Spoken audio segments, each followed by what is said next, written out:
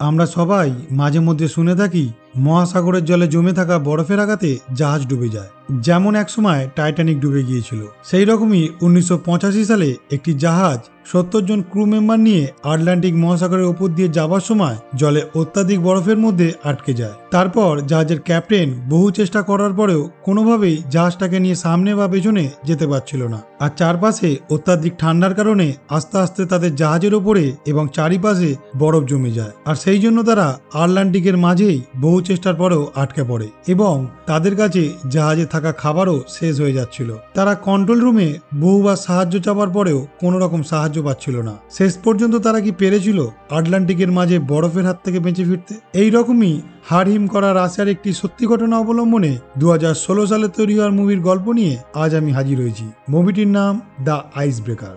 আর এই গল্পটি শুরু করবার আগে হ্যালো বন্ধুরা, আমি Soumyajit and welcome to the STV story. মুভির প্রথমে 1985 সালের সেপ্টেম্বর মাসে সময় দেখানো হয়। আমরা দেখি সেই সময় মিথাইল সোমভ নামে একটা জাহাজ আটলান্টিক মহাসাগরের ওপর দিয়ে কিছু খাবার এবং যন্ত্রপাতি নিয়ে অস্ট্রেলিয়ার আর্কটিক রিসার্চ সেন্টারে যাচ্ছিল। সেপ্টেম্বর মাসে প্রচণ্ড ঠান্ডার কারণে মহাসাগরে যেহেতু প্রচুর পরিমাণে বরফ হয়, তাই মিথাইল সোমভ নামে এই জাহাজটিকে নিয়ে যাওয়া হচ্ছিল। কারণ 1985 সালে রাশিয়ার যতগুলি আইস ব্রেকার জাহাজ ছিল সেইগুলোর মধ্যে মিথাইল সোমভ ছিল সবচেয়ে বড় এবং দক্ষ জাহাজ। পরের দৃশ্যতে আমরা এই জাহাজের ক্যাপ্টেন পেট্রোকে দেখতে পাই। পেট্রো একজন দক্ষ ক্যাপ্টেনের পাশাপাশি একজন ভালো মনের মানুষ ছিল। সে নিজের থেকে নিজের টিমের মানুষের কথা বেশি ভাবত। এরপর সেই জাহাজের মধ্যে থাকা ক্রু মেম্বাররা যখন মুভি দেখতে দেখতে পার্টি করছিল, ঠিক সেই সময় তাদের মধ্যে একজন ক্রু মেম্বারের কুকুর জাহাজের মধ্যে এদিক ওদিক ছুটতে শুরু করে। সে কিছুতেই তাকে ধরতে পারছিল না। এরপর কুকুরটি ছুটতে ছুটতে জাহাজের ওপরের ডেকের ওপর ফাঁকা জায়গাটা চলে আসে। আর সে তখনই সেই কুকুরটাকে ধরে ফেলে। এর ঠিক পরেই অ্যাসিস্ট্যান্ট ক্যাপ্টেন আর একজন ক্রু মেম্বার তাদের জাহাজের মধ্যে থেকে সামনে বিশাল একটা বড় বরফের পাহাড় দেখতে পায়, যেটা জলের ওপরে ভেসে আছে। আর তারা তখনই সেই ব্যাপারটা ক্যাপ্টেন পেট্রোকে জানায়। ক্যাপ্টেন এটা দেখার পর সিদ্ধান্ত নেয় যে তারা এই বরফের পাহাড়ের পাশ দিয়েই চলে যাবে। আর ঠিক সেই সময় সেই বরফের পাহাড়টা ভাঙতে শুরু করে, আর তার কারণে পুরো জাহাজটা দুলতে শুরু করে। এই দেখে জাহাজের ডেকে থাকা ক্রু মেম্বাররা ছুটে জাহাজের রুমের মধ্যে ঢোকার চেষ্টা করে। আর ঠিক সেই সময় জাহাজে থাকা কুকুরটি এবং একজন ক্রু মেম্বার জাহাজ থেকে সাগরের জলে পড়ে যায়। জাহাজে থাকা বাকি ক্রু মেম্বাররা তাদের বাঁচানোর জন্য ছুটে আসে এবং দড়ি কল করে একজনকে সেই জাহাজের নিচে পাঠায়। আর এই দেখে ক্যাপ্টেন ঠিক করে জাহাজটাকে ওখানেই থামানোর জন্য। কিন্তু জাহাজে থাকা অ্যাসিস্ট্যান্ট ক্যাপ্টেন জাহাজ থামাতে বারণ করে। সে বলে যে দুজনের জন্য আমরা বাকিরা মরতে পারি না। এরপরেও ক্যাপ্টেন জাহাজটাকে ওখানেই থামিয়ে দেয়। এরপর ক্রু মেম্বারটি নিচে গিয়ে জলে পড়ে যাওয়া লোকটির হাত অনেক ধরার চেষ্টা করে, কিন্তু তারপরেও সে তার হাত ধরতে পারছিল না। আর সে তখন নিজেই জলে ঝাঁপিয়ে পড়ে। আর তারপরে সে লক্ষ্য করে সেই লোকটি প্রচণ্ড ঠান্ডার কারণে জলের নিচে তলিয়ে যায়। তারপর সে কুকুরটাকে নিয়েই জাহাজের উপরে চলে আসে। তখন ক্যাপ্টেন জাহাজটাকে চালানোর কথা বলে। আর ঠিক সেই সময় জাহাজের পেছনের দিকটি সেই বরফের পাহাড়ের সঙ্গে ধাক্কা লেগে যায়। আর তখনই বড় বড় বরফের টুকরো জাহাজের উপরে পড়তে থাকে। সেই বরফের আঘাতে জাহাজে থাকা রাডার সিস্টেমটি ভেঙে যায়। সেই রাডার সিস্টেমের মাধ্যমেই তারা জানতে পারত যে কোথায় এবং কত পরিমাণ বরফ আছে। এরপর ক্যাপ্টেন কোনো রকম ভাবে জাহাজটাকে নিয়ে সেখান থেকে বেরিয়ে আসে। তারপর অ্যাসিস্ট্যান্ট ক্যাপ্টেন এখানে যা যা ঘটেছে সেই সব ঘটনা তাদের হেড অফিসে জানায় এবং সে শেষে হেড অফিসে এটাও বলে ক্যাপ্টেন পেট্রোর জন্য তারা আরেকটু হলেই মারা যেত। অ্যাসিস্ট্যান্ট ক্যাপ্টেনের এই ব্যাপারটা জাহাজের বাকি ক্রু মেম্বাররা কিছুতেই মেনে নিতে পারছিল না। আর এরপরই হেড অফিস থেকে জানানো হয় এই সব ঘটনার জন্য ক্যাপ্টেন পেট্রোকে তারা সাসপেন্ড করেছে এবং যতদিন না এই জাহাজের নতুন ক্যাপ্টেন আসছে ততদিন অ্যাসিস্ট্যান্ট ক্যাপ্টেনই এই জাহাজের ক্যাপ্টেন হিসেবে সব কাজকর্ম করবে। এরপর আমরা দেখি হেড অফিস থেকে একটা হেলিকপ্টারে করে একজন ক্যাপ্টেনকে সেই জাহাজে পাঠানো হচ্ছে, যার নাম ক্যাপ্টেন সেভজেনকো। যেই হেলিকপ্টারে করে ক্যাপ্টেন এখন জাহাজে যাচ্ছে, সেই হেলিকপ্টারে করেই ক্যাপ্টেন পেট্রোকে হেড অফিসে আনা হবে, এটাই কথা ছিল। কিন্তু হেলিকপ্টারটি জাহাজের ওপরে ল্যান্ড করার সময় কোনো এক যান্ত্রিক কারণে হেলিকপ্টারটিতে এবং ভেতরে থাকা ক্যাপ্টেন আর পাইলটের গায়ে আগুন লেগে যায়। তাদেরকে আগুনের হাত থেকে ক্যাপ্টেন পেট্রো এবং ক্রু মেম্বাররা বাঁচিয়ে নেয়। হেলিকপ্টারটি খারাপ হয়ে যাওয়ার কারণে আর উঠতে পারছিল না, তাই ক্যাপ্টেন পেট্রো আর ক্রু মেম্বাররা সবাই জাহাজের মধ্যে ঢুকে পড়ে। আর তাদের সঙ্গে নতুন ক্যাপ্টেন সেভচেনকো জাহাজের মধ্যে আসে এবং সে এসে দেখে একজন ক্রু মেম্বার কিউব ব্রাজেল নিয়ে ডিউটি করছে।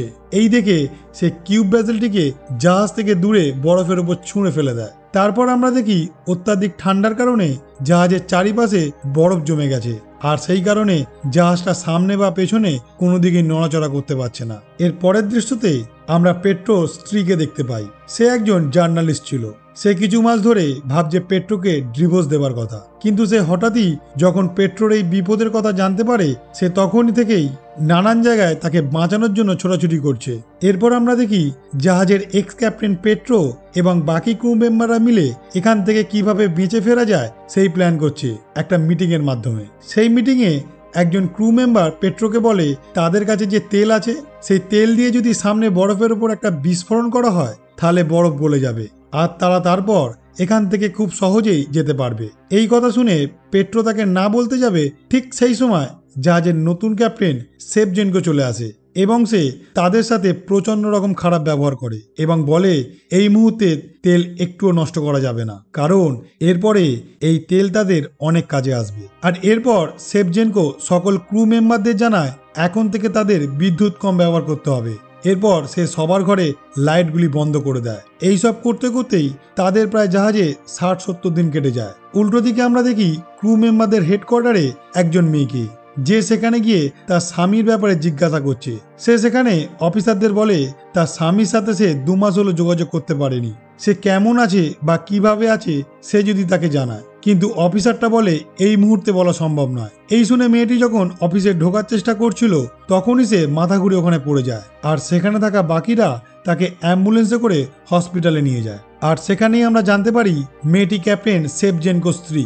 এরপর আমরা দেখি এক্স ক্যাপ্টেন পেট্রো হাতে একটা ফ্লেয়ার গান নিয়ে জাহাজ থেকে নেমে বরফের ওপর দিয়ে হাঁটতে হাঁটতে কোথাও যেন যাচ্ছে। আর যখন পেট্রো কাউকে না বলে বরফের ওপর দিয়ে যাচ্ছিল সেই সময় হেলিকপ্টারের পাইলট তাকে দেখে ফেলে। সে যেতে যেতে বরফের ওপরে একটা কিউব ব্রাজেল পায় এবং সেটাকে নিয়ে কিছু দূর হাঁটার পরই সে বরফের স্তর ভেঙে নিচে পড়ে যায়, আর সে সেখান থেকে কিছুতেই বাইরে বেরোতে পারছিল না। আর সেই গর্তের মধ্যেই সে একটা পেঙ্গুইন দেখতে পায়, আর সেই ভয়ে সে তখন তার হাতে থাকা ফ্লেয়ার গানটি চালিয়ে দেয়। জাহাজের ডেকের উপর দাঁড়িয়ে থাকা পাইলট ফ্লেয়ার গান দেখে বুঝতে পারে পেট্রোর কোনো বিপদ হয়েছে, আর সে তখনই জাহাজের বাকি ক্রু মেম্বারদের নিয়ে গিয়ে পেট্রোকে সেখান থেকে উদ্ধার করে এবং জাহাজের মধ্যে নিয়ে আসে। এরপর ডাক্তার যখন পেট্রোর ট্রিটমেন্ট করছিল তখন ক্যাপ্টেন সেভচেনকো পেট্রোর কাছে আসে। পেট্রো তখন তাকে বলে তাদের যে করেই হোক এখান থেকে তাড়াতাড়ি বের হতে হবে, কারণ তাদের জাহাজের পেছনে একটা বরফের পাহাড় ভেসে ভেসে আসছে। সেভচেনকো বিশ্বাস করতে চায় না। পেট্রো তখন তাকে বলে এই কিউব ভেসেলটা আপনি অনেক আগেই ফেলে দিয়েছিলেন, কিন্তু কিউব ভেসেলটা ভেসে ভেসে আমাদের জাহাজের থেকে কিছুটা দূরেই এসে গিয়েছিল। এই কথাটা শোনার পর এক্স ক্যাপ্টেন পেট্রোর অভিজ্ঞতা এবং দক্ষতার ব্যাপারে ক্যাপ্টেন বুঝতে পারে। এরপর আমরা দেখি প্রচন্ড ঠান্ডার কারণে অত্যাধিক বরফ জাহাজের প্রায় উপর পর্যন্ত ভর্তি হয়ে গেছে। বরফের অত্যাধিক চাপের কারণে জাহাজের একটা দিক থেকে অনেকটা জায়গা ফুটো হয়ে ভেতরে বরফ এবং ঠান্ডা জল আসতে শুরু করেছে। সেটা দেখে জাহাজের ক্রু মেম্বাররা কোনো রকমভাবে জায়গাটাকে ঠিকঠাক করে নেয়, কিন্তু এই জল জাহাজে ঢুকে আসার কারণে জাহাজে থাকা খাবার নষ্ট হয়ে যায়। আর তারপর তারা লক্ষ্য করে তাদের এই জাহাজে মাত্র 3 দিনের খাবার বেঁচে আছে। এই দেখে তারা অনেকটাই ভেঙে পড়ে। এর মাঝেই আমরা দেখি ক্যাপ্টেনের স্ত্রী শরীর খারাপ অবস্থায় হসপিটাল থেকে পালিয়ে যাচ্ছে এবং একজন ডাক্তার তাকে বারবার আটকানোর চেষ্টা করছে, কারণ সে প্রেগনেন্ট ছিল। সে কারোর কথা না শুনেই সেখান থেকে চলে যায়। অন্যদিকে আমরা দেখি পেট্রোর স্ত্রী হেডকোয়ার্টারের সাহায্যে একটা জাহাজে করে রেস্কিউ টিম নিয়ে তার স্বামীকে বাঁচাতে যাচ্ছে। তার পরের দৃশ্যতে দেখি জাহাজে থাকা সেই পাইলট জাহাজ থেকে নেমে বরফের ওপর দিয়ে কোথাও যেন যাচ্ছিল। এই দেখে বাকি ক্রু মেম্বাররা তাকে ধরে জাহাজের উপরে নিয়ে আসে। সে তখন বলে যে সে আর এখানে থাকতে চায় না, তাই সে নতুন রাস্তা খোঁজার জন্য এদিক ওদিক যাচ্ছিল, তাকে যেন তারা বাধা না দেয়। এই কথা শোনার পর ক্রু মেম্বাররা তাকে যখন বাধা দিচ্ছিল তখনই তাদের সাথে পাইলটের একটি ধস্তাধস্তি হয়। আর সেই সময় পাইলট লক্ষ্য করে হঠাৎ করেই খারাপ হয়ে যাওয়া প্লেনটা ইঞ্জিন চালু হয়ে গেছে।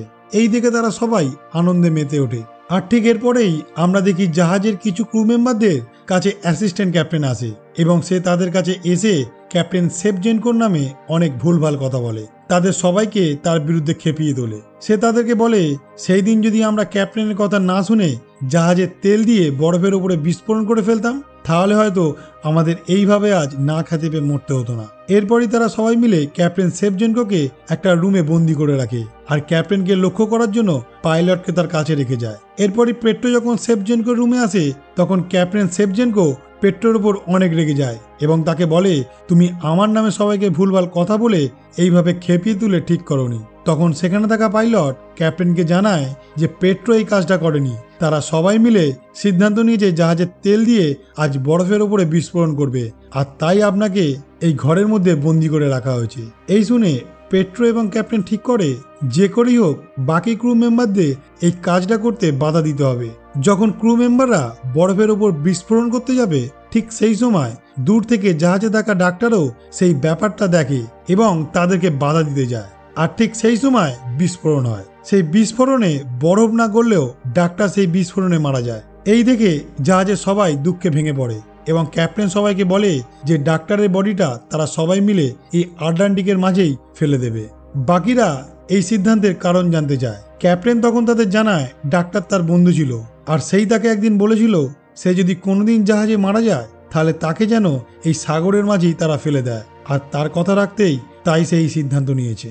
এইসব হওয়ার পর অ্যাসিস্ট্যান্ট ক্যাপ্টেন মনে মনে নিজেকে দোষী ভাবতে শুরু করে আর একদিন জাহাজের ডেকের উপর থেকে সে ঝাঁপ দিয়ে আত্মহত্যা করতে যায়। সেই সময় পেট্রো তাকে দেখে ফেলে এবং পেছন থেকে পেট্রো অ্যাসিস্ট্যান্ট ক্যাপ্টেনকে জানায়, যা হয়েছে তা ভুলে যাও, আর কিছু ভুল সিদ্ধান্ত তুমি নিও না। এই বিপদের হাত থেকে বেঁচে ফিরতে হলে আমাদের সবাইকে একসঙ্গে লড়তে হবে, আর এই লড়াইয়ে তোমাকেও আমাদের খুব দরকার। এইসবের পর জাহাজের সব ক্রু মেম্বাররা ক্যাপ্টেন সেভজেনকোর কাছে ক্ষমা চায় আর ক্যাপ্টেনও তাদের সবাইকে ক্ষমা করে দেয়। এরপর একজন ক্রু মেম্বার তাদের সবাইকে খবর দেয় তাদের জাহাজের সামনে একটা বড় বরফের পাহাড় ভেসে আসছে। তারপর তারা বাইরে গিয়ে সেটা দেখার পরেই সবাই একটু ভয় পেয়ে যায়। আর ঠিক সেই সময় পেট্রো লক্ষ্য করে তাদের জাহাজের সামনে থাকা বরফে ফাটল ধরেছে, আর সেই ফাটলটা তাদের জাহাজের সামনে থেকে সেই বরফের পাহাড় অবধি গেছে। আর এই দেখেই পেট্রো সবাইকে বলে যে তারা এখন জাহাজ নিয়ে এই ফাটলের মধ্যে দিয়ে এগিয়ে যাবে। এই শুনে বাকি ক্রু মেম্বাররা বলে এই ফাটল দিয়ে সোজা যাওয়ার মানে তাদের মৃত্যু অনিবার্য। ক্রু মেম্বারের এই কথা শুনে পেট্রো বলে এখান থেকে কিছু না করে মরে যাওয়ার থেকে চেষ্টা করে মরে যাওয়া অনেক ভালো। পেট্রোর এই কথা শুনে ক্যাপ্টেনও তার সিদ্ধান্তে রাজি হয়ে যায়। এরপর পেট্রো ক্যাপ্টেনকে বলে, আমি হেলিকপ্টারে করে ওই বরফের পাহাড়ের উপরে যাব, আর সেখান থেকে আপনাদের কোন দিকে যেতে হবে সেটার নির্দেশ দেবো। এই কথা শুনে ক্যাপ্টেন সেভজেনকো বলে, না, হেলিকপ্টারে করে আমি বরফের পাহাড়ের উপরে যাব, তুমি এই জাহাজের পুরো দায়িত্বটা সামলাবে। এরপরই ক্যাপ্টেন হেলিকপ্টারে করে সেই বরফের পাহাড়ের উপরে চলে যায় আর জাহাজে থাকা বাকি মেম্বাররা পেট্রোর কথা মতো কাজ করতে থাকে। এদের মধ্যে একজন ক্রু মেম্বার নিজের জীবনের ঝুঁকি নিয়ে জাহাজের ডেকের সামনে দাঁড়িয়ে জাহাজের মধ্যে সবকিছু নির্দেশ পৌঁছে দিচ্ছিল, কারণ জাহাজে থাকা রেডারটি বরফের আঘাতে আগেই ভেঙে গিয়েছিল। তারপর আমরা দেখি পেট্রোর তত্ত্বাবধানে সকলে অনেক চেষ্টার পর সেই বরফের পাহাড়ের পাশ দিয়ে সবাই নিজেদের জীবন বাজি রেখে জাহাজটিকে নিয়ে বেরিয়ে যায়, আর তারপর জাহাজে থাকা সবাই আনন্দে ফেটে পড়ে। এরই মধ্যে আমরা দেখি ক্যাপ্টেন সেভজেনকোর হেলিকপ্টারটি প্রচণ্ড হাওয়ায় দুলতে দুলতে সেই বরফের পাহাড়ের গায়ে লেগে যায়, আর তারপরে তারা সেখানে সাগরে ঠান্ডা জলে পড়ে যায়। আর ঠিক সেই সময় অন্যদিকে আমরা দেখি ক্যাপ্টেন সেভজেনকোর স্ত্রীর শরীর আবার খারাপ হয়েছে, আর সেই সময় তাকে একটা হসপিটালে ভর্তি করা হয়েছে, আর সেখানে তার একটা ছোট্ট ফুটফুটে সন্তানের জন্ম হয়েছে। এর পরের দৃশ্যে দেখি ক্যাপ্টেন এবং পাইলট দুজনেই ভাবতে শুরু করেছে যে তাদের হয়তো সেখানে আর কেউ বাঁচাতে আসবে না, তাদের এখানে মৃত্যু অনিবার্য। অন্যদিকে আমরা দেখি জাহাজে থাকা পেট্রো ক্যাপ্টেনদের হেলিকপ্টার না দেখতে পাওয়াতে সিদ্ধান্ত নেয় তাদের জাহাজটিকে নিয়ে তারা আবার পেছনে যাবে সেই বরফের পাহাড়ের কাছে। এই কথা শুনে জাহাজে থাকা বাকি ক্রু মেম্বাররা রাজি হতে চায় না। তারা পেট্রোকে বলে আগের বার এই রকম কাজ করার জন্যই তাকে সাসপেন্ড করা হয়েছিল, আর জাহাজেও সেই সময় অনেক ক্ষতি হয়েছিল, আর ক্যাপ্টেন না থাকলে তো ভালোই হয়, তাহলে তাকেও আর সাজা পেতে হবে না। এই সব কথা শোনার পরেও সে জাহাজটাকে নিয়ে বরফের পাহাড়ের দিকে যেতে শুরু করে। ঠিক সেই সময় জাহাজের ডেকে থাকা বোবা ক্রু মেম্বারটি ক্যাপ্টেন এবং পাইলটকে দেখতে পায়। সে তখন চিৎকার করে পেট্রোকে সেটা জানাতে চায়, কিন্তু সে কোনোভাবেই সেটা পাচ্ছিল না। কিন্তু হঠাৎই মিরাক্কেলভাবে সে চিৎকার করতে পেরে যায়, আর তার চিৎকারের আওয়াজ শুনে তারা সবাই ক্যাপ্টেন এবং পাইলটকে দেখতে পায়। তারপরই তারা সবাই মিলে ক্যাপ্টেন এবং পাইলটকে সেখান থেকে উদ্ধার করে তাদের জাহাজে নিয়ে আসে। আর ঠিক কিছুদিন পর আমরা দেখি অন্য আরেকটি আইস ব্রেকার জাহাজে করে পেট্রোর স্ত্রী একটা রেস্কিউ টিম এবং জাহাজের জ্বালানি নিয়ে সেখানে হাজির হয়েছে। অনেক দিন পর পেট্রো তার স্ত্রীকে কাছে পেয়ে জড়িয়ে ধরে, আর তারপর তারা সবাই তাদের জাহাজের জ্বালানি ভর্তি করে তাদের নিজেদের গন্তব্যস্থলে যেতে শুরু করে। আর এখানেই এই মুভিটি শেষ হয়।